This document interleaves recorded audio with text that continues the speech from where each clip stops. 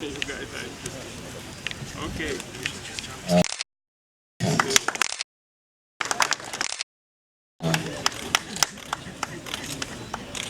African studies. Thank you. Happy birthday, Vice President. Happy birthday, happy birthday, happy birthday, Vice President. Mr. Ruto. Happy birthday, Mr. Ruto. Happy birthday, Mr. Ruto. Happy birthday, Ruto. Happy birthday to you. Happy birthday to you. Happy birthday, Vice President. Happy birthday to you. Happy birthday to you. Happy birthday, Vice President.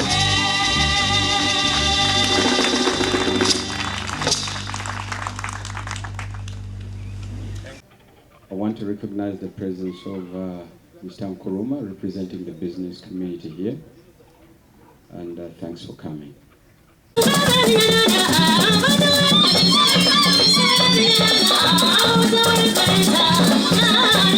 Youth are here also. Thanks for coming. The cake being shared out by Honorable Frank Tumwebaze, Minister of Gender, Labor. Let you know that the NRM chapter at University, especially the youth, are here also. Thanks for coming. The cake being shared out by Honorable Frank Tumwebaze, Minister of Gender, Labor and Social Affairs, and Jono Kahindo Tafiri, now being taken to Dr. Paul. So being signed by the Deputy President, and the last bit will probably go to me. So now that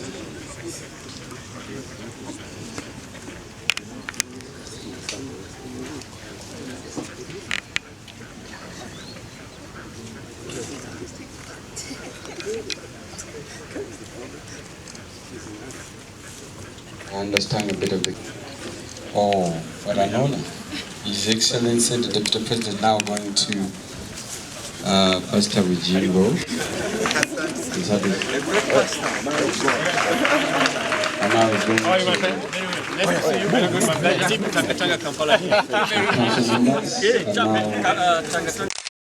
now going to the Deputy Vice Chancellor, Professor Kapumba, Professor Kabasa, and the PR section Rita is also there. What an honor. That's beautiful. So the deputy, the president says it should come to him. After the cake, we shall be having the picture here. Vice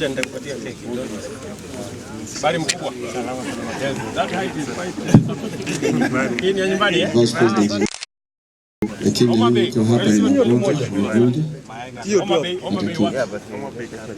That's why I said it. Very good. Yeah, thank you.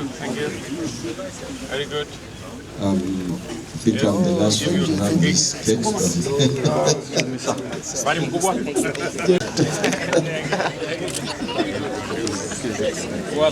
Now, His Excellency coming here, and now it's me. Now it's me. Mr. Vincent, thank you. Gracias.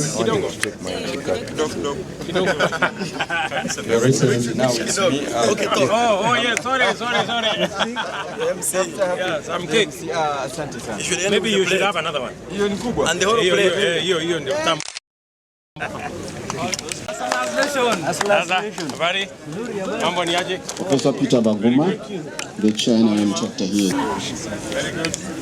How are you? Mambo? I'm humble. Thank you. I'm going to do it. Jump again.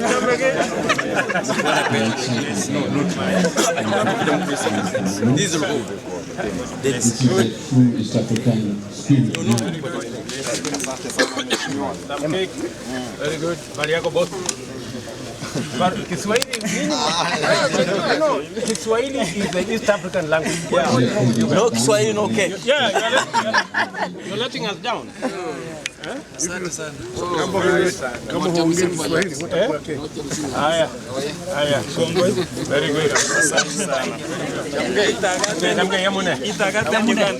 good. Some cake. He knows how to trench for himself. Oh, he knows. He knows. I agree with you. Surviving for an African will help intellectuals in our continent, will help intellectuals, will give opportunity to intellectuals in our region, in East Africa, to inform with empirical evidence our participation, our East African community on every aspect, our policies, our programs, our agreements that inform how we go into the future. Because it's time to shift from the tradition of Africa, Africans, and African dilemmas and prescribed antidotes being objects of study by Western scholars. Indeed, the interaction of Africans with their challenges is an industrial-scale Eurocentric scholastic and lay analysis. It is time to reclaim African institutional legitimacy through epistemic agency in order to recalibrate the entire paradigm, narratives, and institutions for socio-economic transformation. An Afrocentric knowledge base enriched by interdisciplinary complementarity will lead us on a sustainable path of appropriate, relevant, and homegrown institutions. Indigenous knowledge and innovations that are appropriate to local communities must take precedence over copy and paste imports.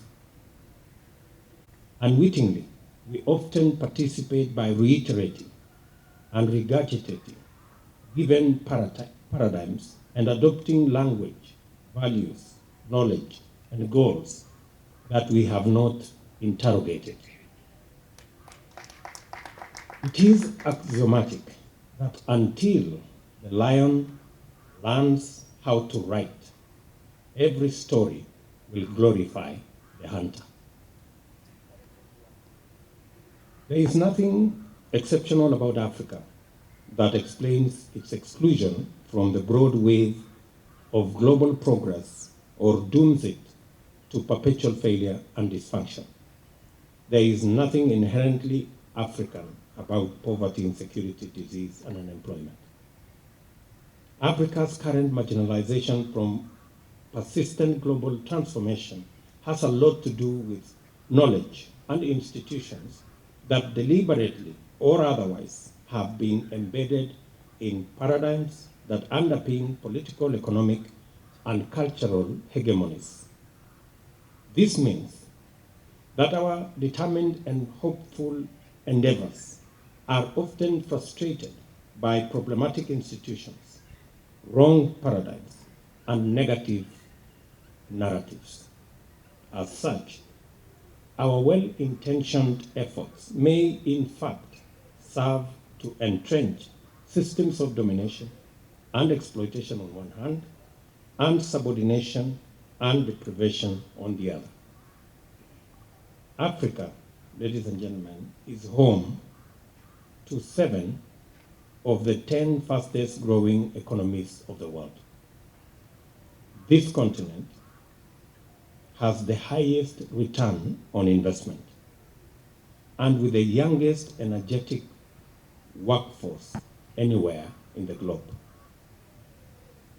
The Africa Continental Free Trade Area Agreement has been signed by a record 54 countries, bringing into force an economic bloc with 1.2 billion people and a GDP of $3.5 trillion.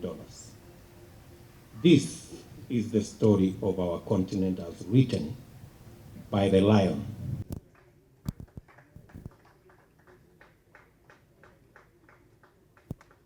Honorable Your Excellency, this idea is the Makerere tie, which many people mistake to be the Kenyan flag.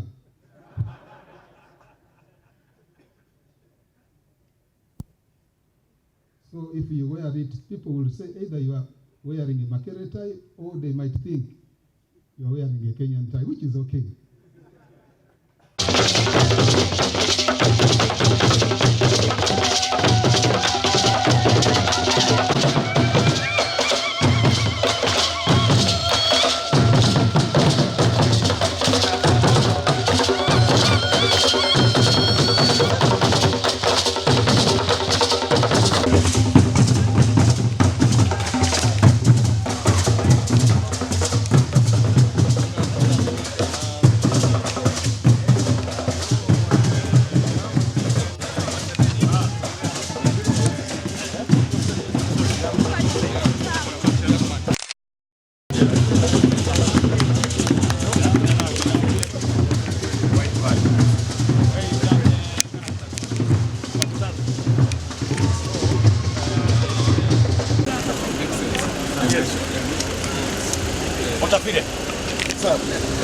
I think I will join you in not going anywhere.